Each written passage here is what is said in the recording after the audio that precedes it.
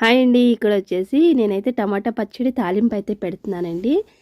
మీకు కూడా ఎవరికైనా ఉపయోగపడుతుంది అన్నట్టుగా ఈ చిన్న షార్ట్ వీడియో అయితే చేస్తున్నాను. ఆల్రెడీ మనం టమాటా నిలవ పచ్చడి అయితే తయారు చేసిన వీడియో అయితే వేసాను కదండి. ఇక్కడ వచ్చేసి అందులోంచి కొంచెం అయితే తీసి తాలింపు అయితే పెడుతున్నాను. ఇక్కడ వచ్చేసి కిలోన్నర కంటే కొంచెం ఎక్కువనే ఉందండి. ఇక్కడ వచ్చేసి 2 స్పూన్ల శనగపప్పు, అలానే 2 స్పూన్ల మినప్పప్పు, 1 స్పూన్ ఆవాలు, 1 స్పూన్ జీలకర్ర, వెల్లుల్లిపాయలు మన ఇష్టం అండి, ఎన్నైనా వేసుకోవచ్చు.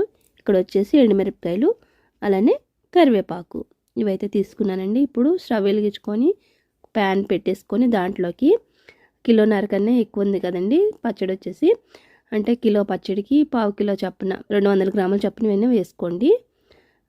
ఆయిల్ వచ్చేసి ఇక్కడ నేను వచ్చేసి పావు కిలో కన్నా ఎక్కువనే పోసానండి. నూనె వచ్చేసి ఇక్కడ శనగపప్పు, మినప్పప్పు, అలానే ఆవాలు, జీలకర్ర వేసేసిన తర్వాత ఇప్పుడు ఎండుమిరపకాయలు కూడా వేసేస్తున్నాను. తర్వాత వచ్చేసి కరివేపాకు, ఆయిల్ బాగా మరిగింది కదండి, అన్నీ వెంటనే వేసేసుకున్నాను. తర్వాత వచ్చేసి లాస్ట్లో వెల్లుల్లిపాయలు ఏంటంటే బాగా వేగనవసరం లేదండి, కొంచెం తెల్లగా ఉన్నా పర్వాలేదు. అట్లనే పప్పులు మరీ మాడిపోకుండా చూసుకోండి. ఇక్కడ వచ్చేసి 50% అయితే వేగిపోయి ఇప్పుడు వచ్చేసి నేను కొంచెం ఇంగు వేస్తున్నానండి. ఇంగు ఏంటంటే ఆప్షనల్ అండి, ఇష్టమైతే వేసుకోండి, ఇష్టం లేని వాళ్ళు స్కిప్ చేసేసేయండి. పప్పుల్ని అప్పుడప్పుడు చూసుకోండి, మరీ వేగకపోతే బాగోదండి, బాగా వేగాలన్నమాట పప్పులన్నీ కూడా. ఇలా వేగిన తర్వాత స్టవ్ ఆన్లో ఉండగానే నేను ఇక్కడైతే పచ్చడి అయితే వేసేస్తున్నానండి. టమాటా పచ్చడికి ఏంటంటే కొంచెం వేడి మీదే వేసేసుకోవచ్చు అనమాట. స్టవ్ ఆన్లో ఉన్నప్పుడు వేసేసుకొని తర్వాత స్టవ్ ఆఫ్ చేసేసి ఇంకా తీసేసానండి. కిందకి తీసేసిన తర్వాత బాగా కలిపేసాను.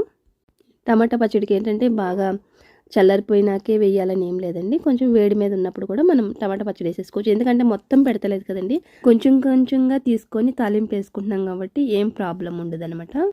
అలానే ఫ్రెండ్స్, మన టమాటా పచ్చడి వీడియో అయితే 150,000 మంది పైనే చూసారండి. థ్యాంక్ యూ సో మచ్ అండి. చూసిన ప్రతి ఒక్కరికి నన్ను ఇలానే సపోర్ట్ చేస్తూ ఉండండి. ఇక్కడ వేడి అన్నంలో అయితే కొంచెం పచ్చడి వేసుకొని టేస్ట్ అయితే చూసాం.